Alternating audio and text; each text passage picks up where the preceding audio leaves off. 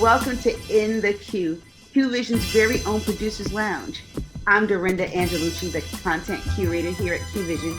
Today I have playwright, producer, and educator Cynthia Grace Robinson. I want to share it with you, but first, let's look at her new trailer for Freedom Summer. Details in the murders of the 3 civil rights workers continue to surface. Sources say that Michael Schwerner, James Chaney, and Andrew Goodman were stopped on a remote rural road in Neshoba County, Mississippi, where they were badly beaten and then shot and killed at point-blank range. Sources say that the bodies of the young men were... Is there no escape from the gloom and doom? I want to hear the rest.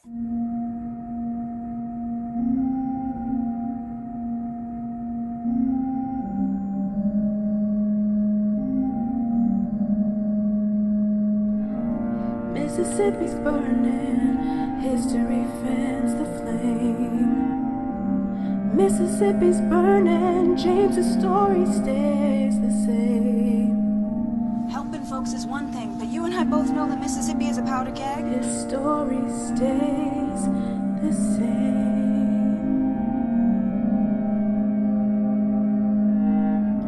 Mississippi's burning, history fans the flame. Mississippi's burning, Andrew's story stays the same. I finally found something that gives my life some purpose, and I'm so grateful for that. His story stays the same. Mississippi's burning, history fans. Cynthia, thank you so much for that, and thank you so much for joining Q Vision. Thank you for having me. Tell us a little bit about Freedom Summer. Tell us a little bit about the story and the catalyst for this project. The story takes place in August 1964 on a historic day when James Chaney, Andrew Goodman, and Michael Schwerner were found dead in a ditch. Well, Q Vision is all about talking to content creators, producers, writers. We really want to know how your projects came to fruition. What is the backstory and how it was able to be completely put together. That's the joy of, the Producers Lounge. So please share us a little bit about Freedom Summer. It's airing February 12th, and it's going to be virtual, but tell us a little about your project and how you were able to produce it and develop it. Okay. Well, Freedom Summer is a project actually that was born out of a shorter play many, many years ago. And I was encouraged actually by my husband, Caesar Williams, to develop it into a full-length play. And I said no several times. I did not want to, because it was actually a really deep story and I wasn't sure where there was more story. And it's a two-hander, there are only 2 characters. So trying to develop a story fully with 2 characters is its own challenge. However, once I really meditated on it and thought about how much I was very passionate about the moment that I was writing about, which is during the 1964 Freedom Summer Project, I was able to just find so much story. And also the fact that the characters are based on my mom and her sister loosely helped me a lot. So it gave me a lot of material to work with. So let's go back a few seconds. The story is based on August 4th, 1964. This is a very important moment in history, in American history. So let's go back to that. Why did you choose this story? 2 characters, 2 women characters. So explain all of that. I chose the backdrop of August 4th, 1964, because that's actually a moment in history that has always just stuck with me. I am very fascinated and have a lot of reverence for the moment in history during the Freedom Summer Project, when so many college students, 18 and 19 and 20 years old, volunteered to go down to Mississippi to register Black people to vote. And people from all backgrounds did this.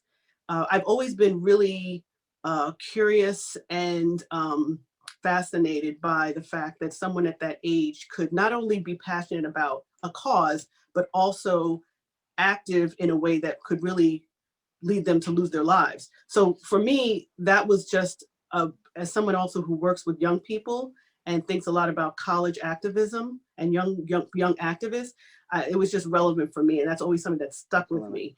So for me, it wasn't so much about whether or not they were male or female, but it was just sort of Right. like, how do you, I know at 18 years old, you knew me at 18 years old. I knew you at 18 years old. I'm not We were not sure doing I this. would have done Right. that, you know? Right. So there was that. Right. And then in terms of having the sisters, it just made sense for me because of stories that my mother had told me growing up at that time, and how a lot of the events that were happening in history impacted her personally.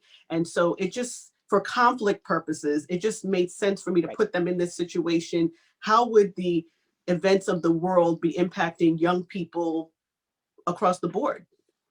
Well, college students, young people in the 1960s, they were making the change for us.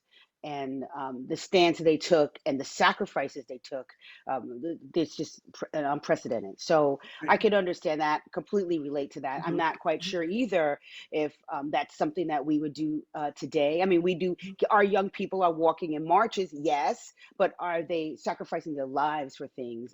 I can't, we all can't say yes or no to that, although people Mhm. are dying. Yes, we know that. Yes, But this yes, was a very different time. This was yes. racism at its peak.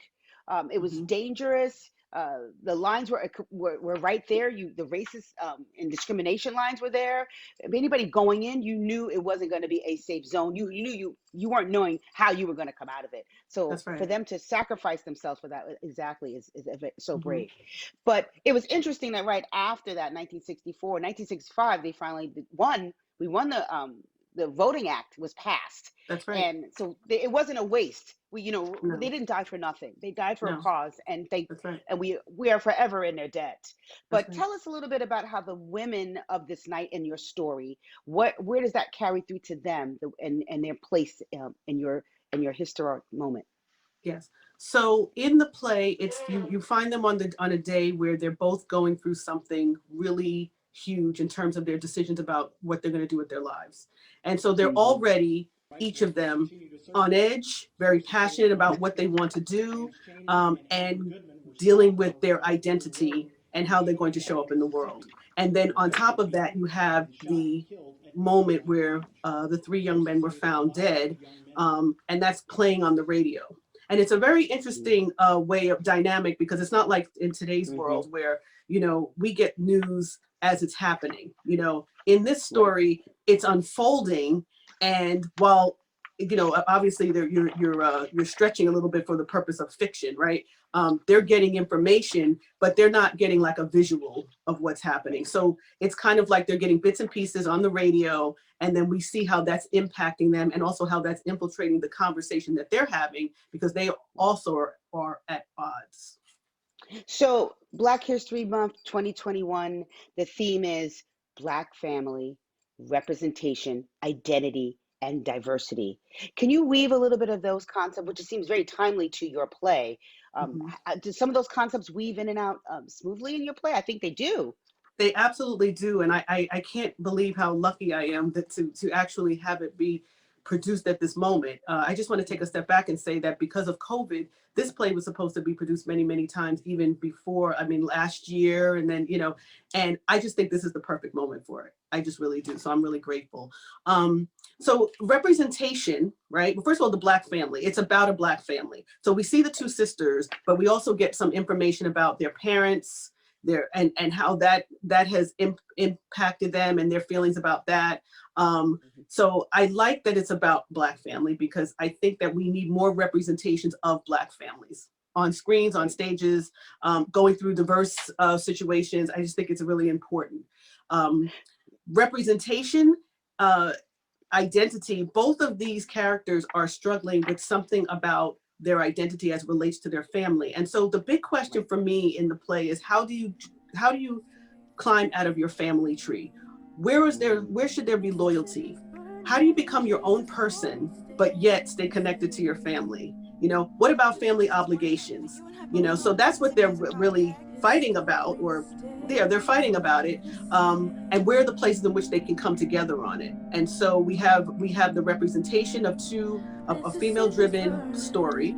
We have identity, and we have diversity of opinion. And if I'm so Right. excited for people to see this story, because there's so much diversity of opinion between the two Right. of them, and it's a push and pull on each side of things that they bring up. And so I think that it'll be really interesting for people to, I hope, question where they fall and grapple with some of the issues that come up. Exactly. The Black history theme, the whole identity part is very interesting to me personally, and the diversity part is interesting to me personally, how they twine those things, because Mhm. we're going through a big societal change where, there's a lot of mixed people, a lot of mixed gender, Right. a lot of cultural blending. That's right. People are kind of figuring out who they want to identify as, Hmm. just right, in our everyday, and Hmm. which part of the line are they going to walk, and how much in their DNA is actually African American or That's right. African, Hmm. and all of this is being melted together. So it's very That's interesting right. that they picked this as a theme this year, Yeah, when we're in such a big, the whole country is finding identity crisis a little bit, and that's how they're right. going to grapple with that. Yep, Yeah, and I going to be like interesting. writing from a place of questions. So it's not so much about what I think the answer is. It's more Hmm. about raising questions. And so to your point, the questions that are raised in the play with the characters is that, am I who you say I am, or am I what I say I am? And I think that that's really what we're talking about in today's world, right? I mean, I think people want to be identify themselves, but we're talking about 1964. So it's a little Exactly. bit of a different conversation, or maybe it's not. Maybe Right. it's the same conversation. Right. Right. Right. Your director, Jackie Alexander, how did that relationship come about, and what did he bring to your production? Well, it's funny whenever I think about how it came about, he's in the Black theater world, and he's such a force in the Black theater world that I feel like I've always known him, but I know I didn't always know him. So it's hard for me to pinpoint when I got to know him just as a personally, like as an artist and working with him. But I will say back in 2015, he produced my other play, Dancing on Eggshells, at the Billie Holiday Theater when he was the artistic director there. So that's when I really got Right. to know him, I think, just more directly. And then fast forward, he's in the theater world. He's a force in the theater world. He's a great Right. director to work with. When I was developing this piece, he gave me the opportunity to bring it down to North Carolina Black Rep, where he's the artistic director, and to have it be part of the living room reading series so it could get some Mhm. feedback and people could hear it. And, Right. it's a great place to be where you want to have a new play you're developing. Right. Jackie brings a lot to the piece. I would say that the most important thing for me is that he is such a close reader. He so understands plays and what works and what Mhm. doesn't. And he asks amazing questions that have really helped me to push me as a writer. He's very meticulous about every single word. Every word matters. He knows these characters. I mean, he does his homework. I was just thinking about him earlier today because I was just like, I can see, I'm not there with him with the work he's doing Right. right now with the piece, but I could feel his passion Right. and how meticulous he is, and he just pours over everything. He's just focused, but those questions are just such a gift to me. And it was interesting that you have a male director on a mostly woman piece. Mhm. Did you feel any kind of like his a gender uh, support or insight that he brings to this from that Well, perspective? just to speak in terms of diversity, so we have female characters, we have a female writer. um we also have, though, I was looking at all of the staff and all of the artists that are behind the scenes that you're never going to see, the designers, all of these people. There's real diversity there too in terms of gender, and I think that that's really important for people to understand. Right. It's not just about the writer, the director, and the actors. It takes a village to create this Hmm. world, Hmm. and the diversity of all of the voices and visions is very important. So the fact that he's the director is definitely, I think, a Right. plus in terms of diversity. But I honestly, this is something that people talk about a lot in theater. Is it better if you have a female driven, a woman driven story? Should you have a woman director? I mean, Right. clearly with opportunities, that's a whole other conversation that we can have. Right. This is a black theater that is producing this play, and that means a lot. It means a lot that these are Black characters, and that as a Black woman, I have a Black director. So that's Right. that's kind of how I Right. see it. which is not to say that someone else couldn't do it and won't do it, hopefully, but it just, Right. I think that especially for this moment, that means a lot. Well, it's so great your plays, they explore various narratives and Mm, the importance of theater. You know, I'm a media person. Everybody knows that. I yes. love making content. I just love making content in my And sleep. you're brilliant at Um, it, but that's a sidebar. so that's another story. I don't know about that. But I'm so intrigued by theater. Mm-hmm, A little bit of it from my childhood. I was always mm-hmm, taken to plays. My father was an audio engineer, photographer. I was mm-hmm. backstage all the time. And there's just something about live theater and Yes. that production element that to me gets to the core at media in society. And Mm-hmm. not to everything does not have to be a digital to be a presentation and a That's right. representation, and Mm-hmm. a lot of times we forget about the fact that media society actually also is theater. But Yes. what I really want to like tip your hat off to and congratulate you guys on, people like you and Shona Rhimes, and you guys are putting it out there. You guys are writing the other part of this narrative for us to Mm-hmm. learn from. And the Mm-hmm. more you guys like write, and I put you right in this bucket because you're making so many productions and you're very impactful, and it's not nothing to be like slouched at. Absolutely not. Mm-hmm. And Thank I'm you. honored, oh, absolutely, because without you guys putting these productions on, even in small theaters, it changes the narrative, you know. Mm-hmm. It changes the social norm of what we get used to seeing. That's right. And fast forward to what Shona Rhimes, Miss Rhimes just did. I don't know her personally. Oh my goodness, I hope to meet her one day. Me Maybe you and too. I meet her together. Yes, right. Dream come true. But look at what she did. She writes and she creates content that we all kind of got used to. We are never going to ever take for granted the scandals, show that she wrote. And look That's what right. happened fast forward to today. Look at who Mm-hmm. we have in the White House. Mm-hmm. All of this is because you guys are adding to this narrative that we're Yeah. learning from and that we're accepting. So Yes. theater plays a huge part in that, and Yes. writing plays a huge part in that. And I Mm-hmm. just don't want to like negate that as people like get caught up so much in their digital society, that how Mm-hmm. much of a part that theater is. It's here and it stays, and it should not be kind of like taken for granted. No, Yeah, and I want to absolutely. say thank you for saying that. And I want to say that one of the things that's most exciting for me about this project is that this is a whole new world, right? That like because of Hmm. COVID, theaters have been closed. We haven't been able to Hmm. be live and all together. Right. And for a long time, I think we were all, well, during this whole period of time, many of the theater makers were just sort of like, is it ever coming back? Is this it? We're never going to Right. tell stories again. And now you see a marrying of Hmm. digital and theater. And this piece is not a Zoom piece. This is a piece Right. that was shot I think it was a 3 camera shoot. I wasn't there. I think it was 3 camera Wonderful. shoot. And, so you Wonderful. see it's on stage, but it has that, it's maintaining that theater, feel. Right. Obviously there aren't people in the theater with them, but I mean, Right. I want to tip my hat to North Carolina Black Rep for taking Hmm. the leap and doing Right. that. I think that we're going to see a lot more of this. And I 100%. haven't seen it, but it looks beautiful in terms of the world that was created. And as a theater person, I don't think I could ask for more. So I'm really grateful. Absolutely. We're very excited, and I'm excited to possibly get a short clip of it, an approved clip that I could run on QVision. I want us Well, to those are be the things QVision people to working be. out. Yeah. Yeah, I want us to be a part of supporting the arts in that Yes. way. And so, thank you for bringing us into this arena also. Share with this viewing community and whoever else gets to enjoy this piece a little bit of your backstory.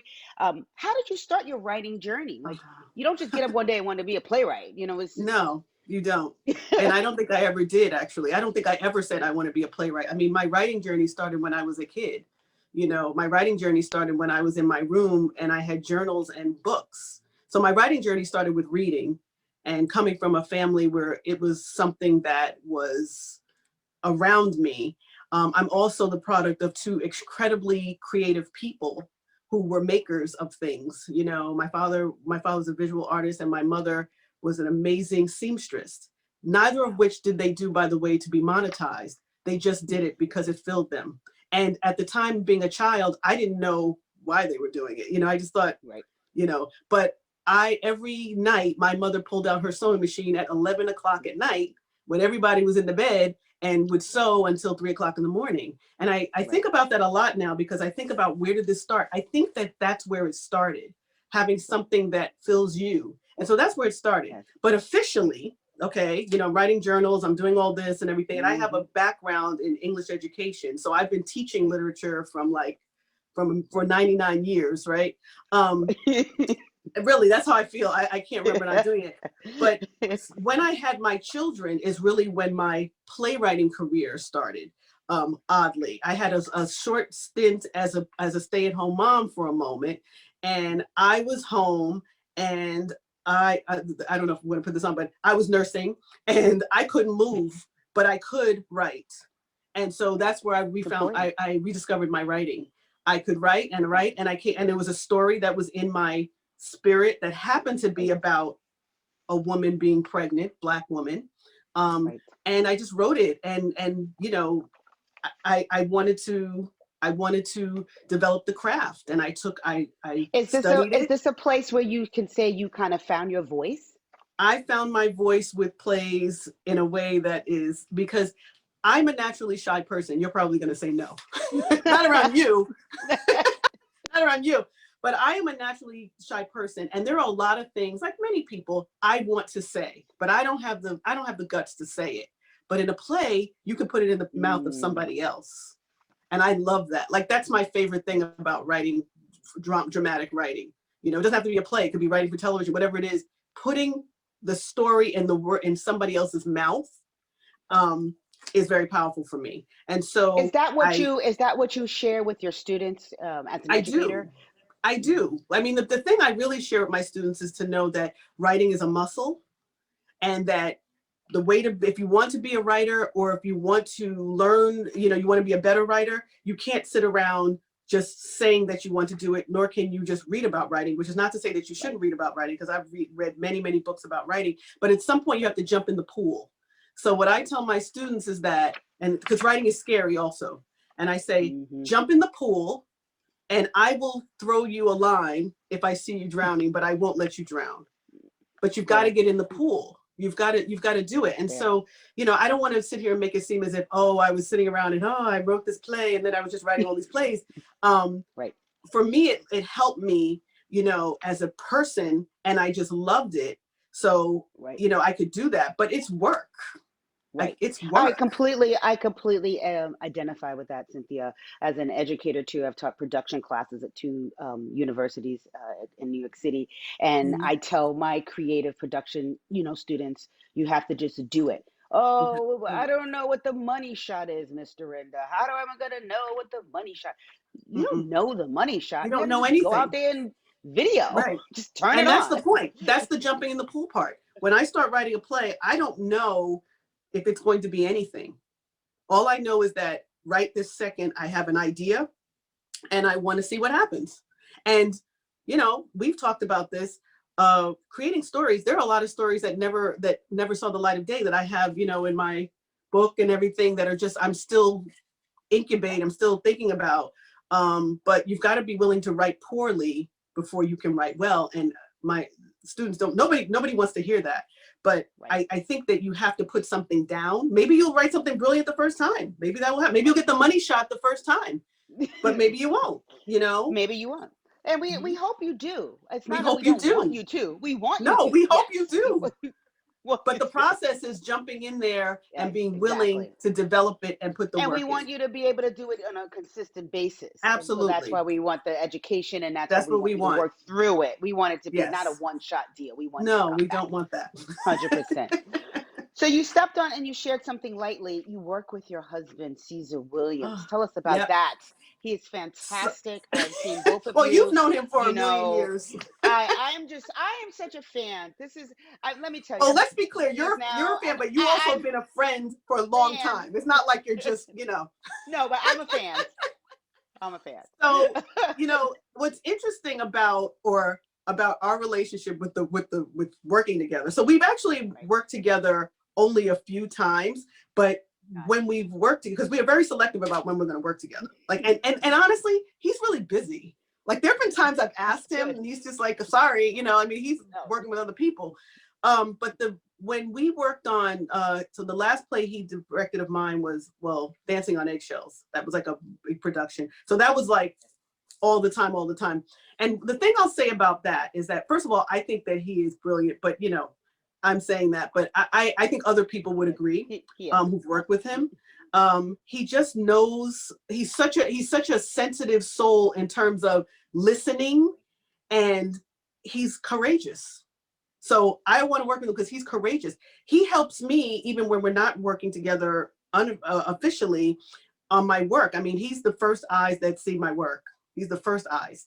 And he I tells think me the that's truth. lovely that you trust each other. Not everybody has that in a partnership relationship, you know, so close. But that's really beautiful that you guys trust each other enough to hear the good and the bad over your work, and you have a very critical and professional eye for one another. That is Yeah, I tell him, very don't let me look like a very fool. lovely. Right. And I won't let you look like a fool. It's beautiful work relationship, and so many of us want that, and I appreciate you sharing that. Yeah, it comes with it has its pros and cons. I mean, you know, the thing, it's actually, we love it, the two of us. Right. Our kids don't love it all the time because then it's like they feel like that's all we're ever talking about. Like, you never stop talking about theater, you never stop talking about plays. It's just like, that's us. That's what we do. You talk about things. So the point is that what we do now is we have to always, like, we'll be in the car, talk, gotta cut it off. Like, because it will take over your life. Yes. You know, you don't want to roll over in the bed. It's like in another thing about that character. It's like, can we stop talking? So yeah. You're in bed. You're literally in bed with your character. You're literally in bed. Literally. You're in bed. And that's weird. You're in bed. Sometimes. It is Black History Month. Let's talk about a few books. Do you have any book suggestions for anybody? Oh boy. Well, you know, it's so interesting when people ask me that, because I always feel like there are things I'm supposed to say and things I really am reading. No. But I'm in a book club called Books, Brunch, and Babes. BBBs. So I'm reading all the time with that, and then I'm also teaching. Right now I'm getting ready to read Cicely Tyson's Just As I Am, right? So that's something, but I just started reading that, but I know it's going to be great.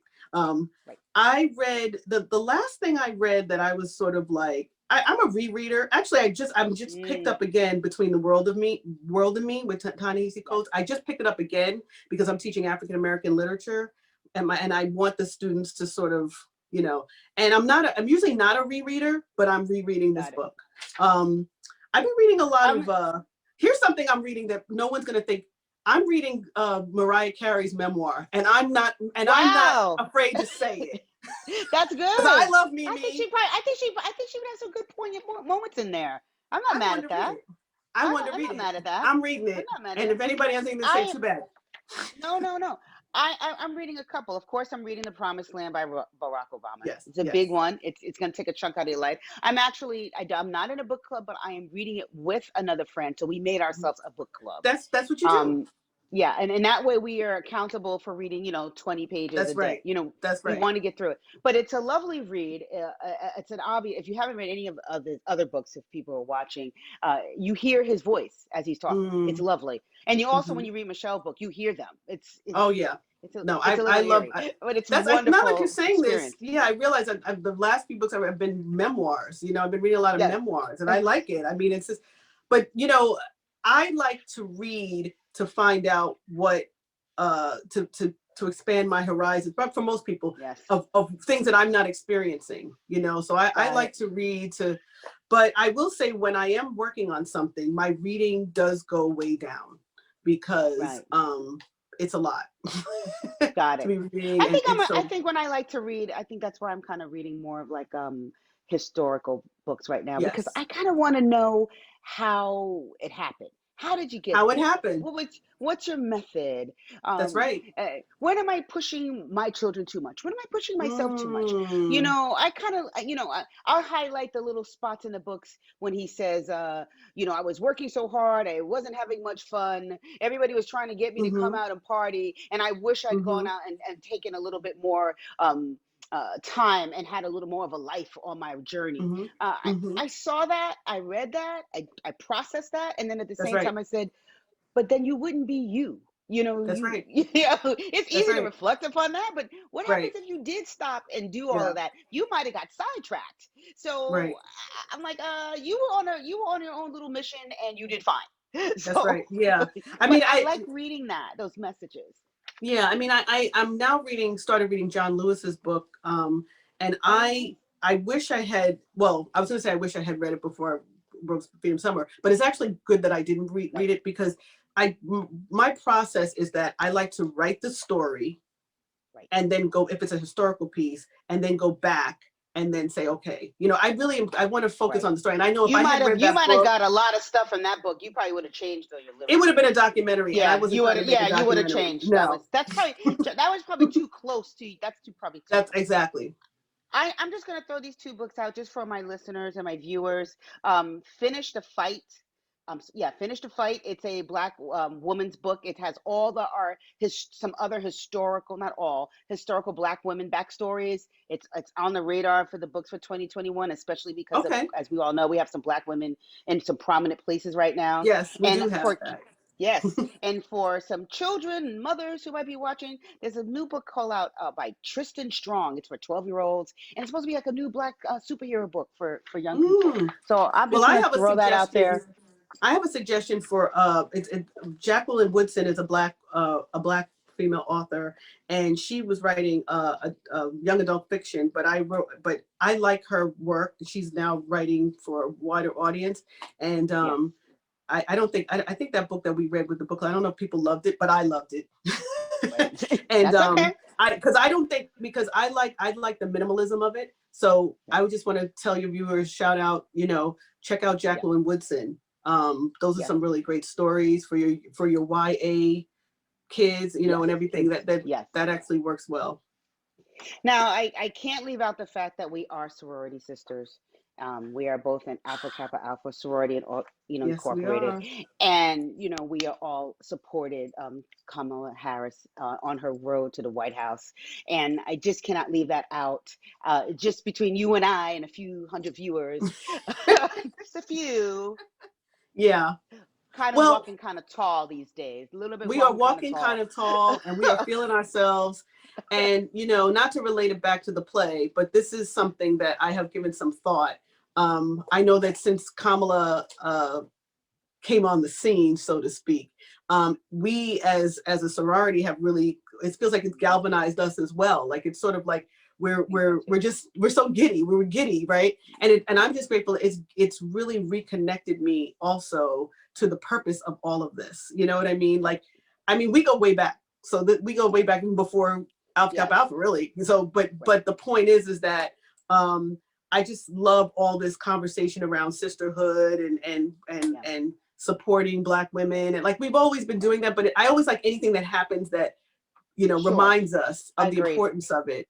And so when I think about my play, I do think, because Right. not having a biological sister, I have been thinking a lot about all of the women in my life Mhm. who have Mhm. just brought me through, some AKs, some not, but like Right. really, and how important No, that is to absolutely. have in your life. Like you need Right. that. And I like my girls know you 100%. need that. You need that. It's good. 100%. And not to be remiss, we're not telling people to run out tomorrow and find a place that's you, when it comes Find a to this. place that's you. Find a place that's you. That's number one. Find your Find a place tribe. that's you. Yeah, you Find have your to find. tribe. But the support is key. And all of us Absolutely. couldn't have had these jobs and have these careers No. and we lean a lot on our family, of course, Yes. who we are, but that support team is key and pushing us through. Can you share quickly too, before we change last topics, share a little bit with what organizations are good to go after if you're working in theater? What are some places that people should join for those types of support as they want to be playwrights or actors? Do you have any to share?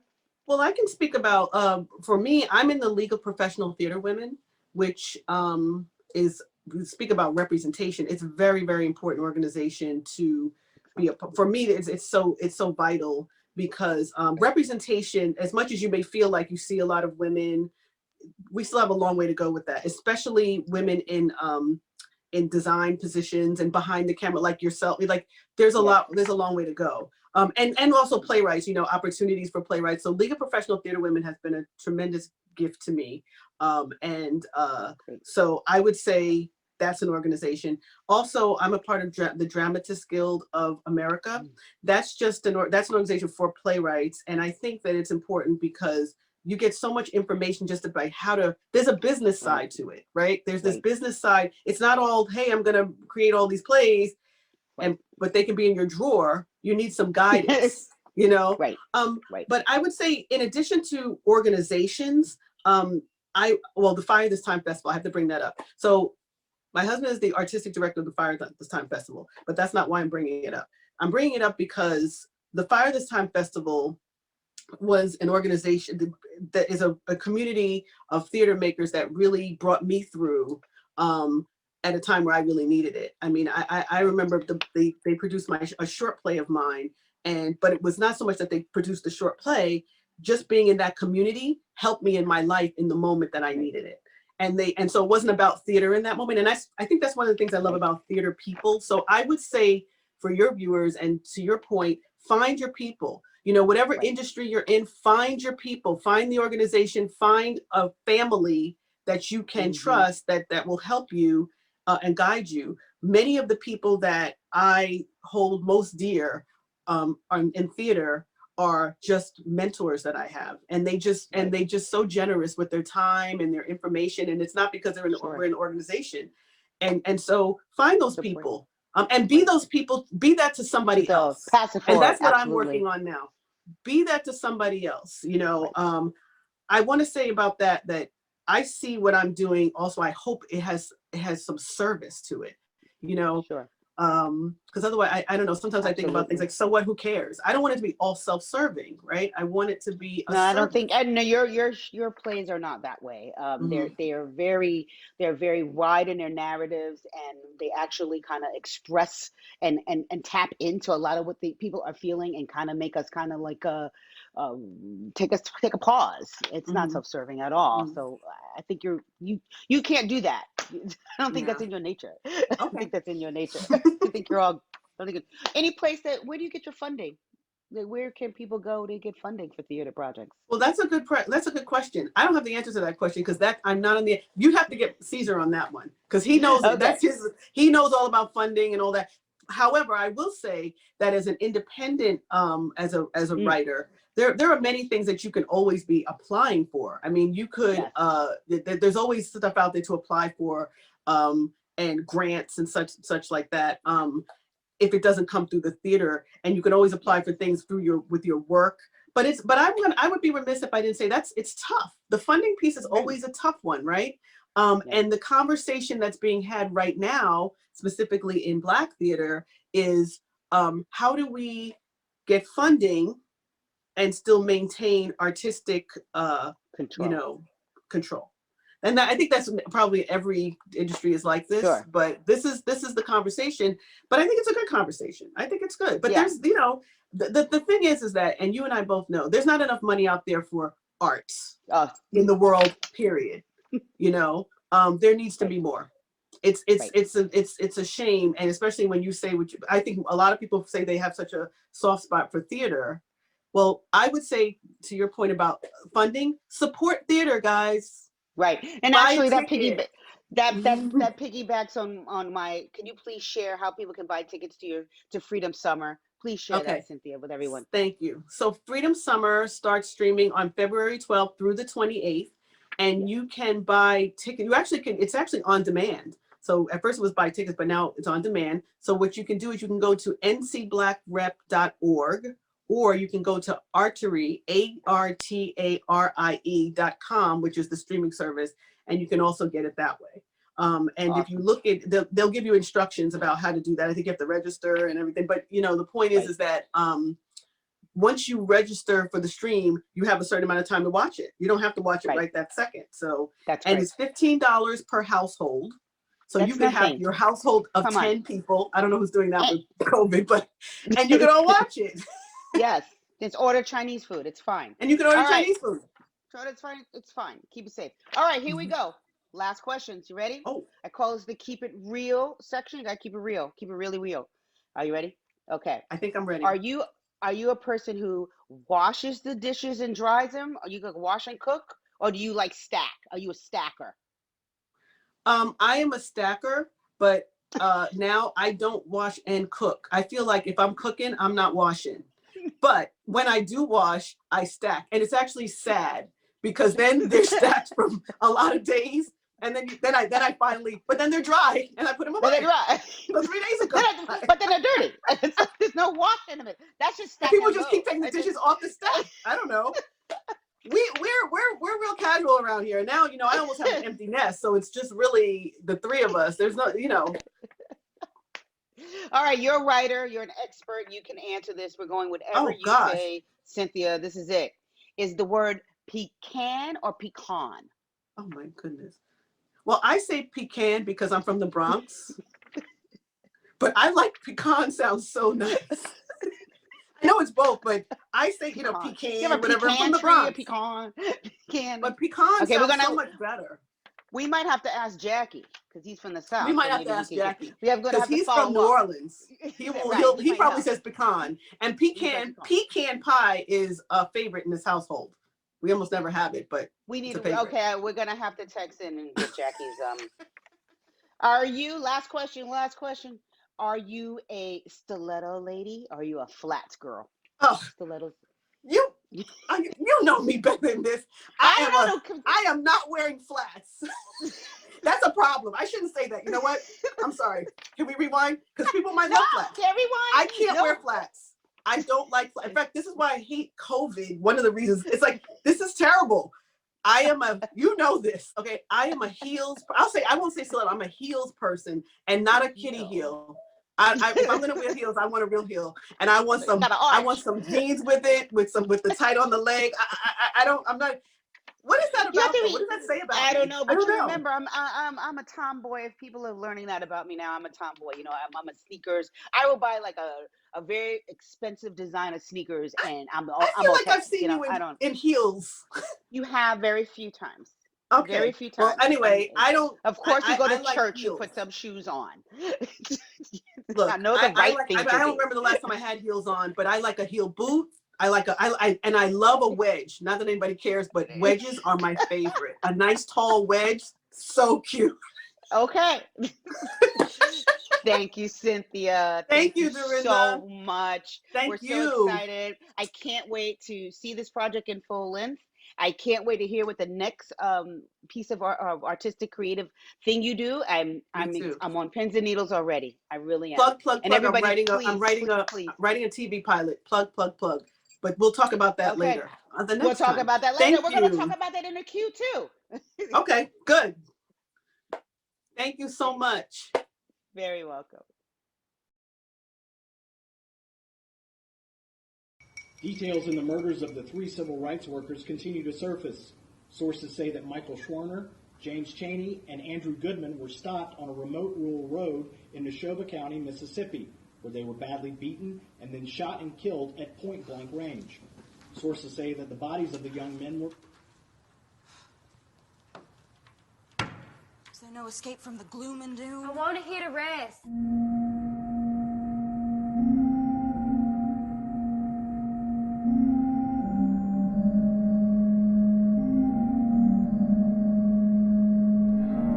Mississippi's burning, history fans the flame.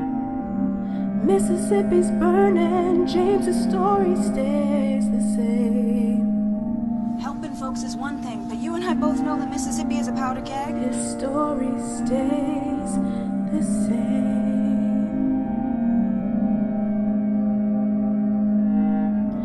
Mississippi's burning, history fans the flame.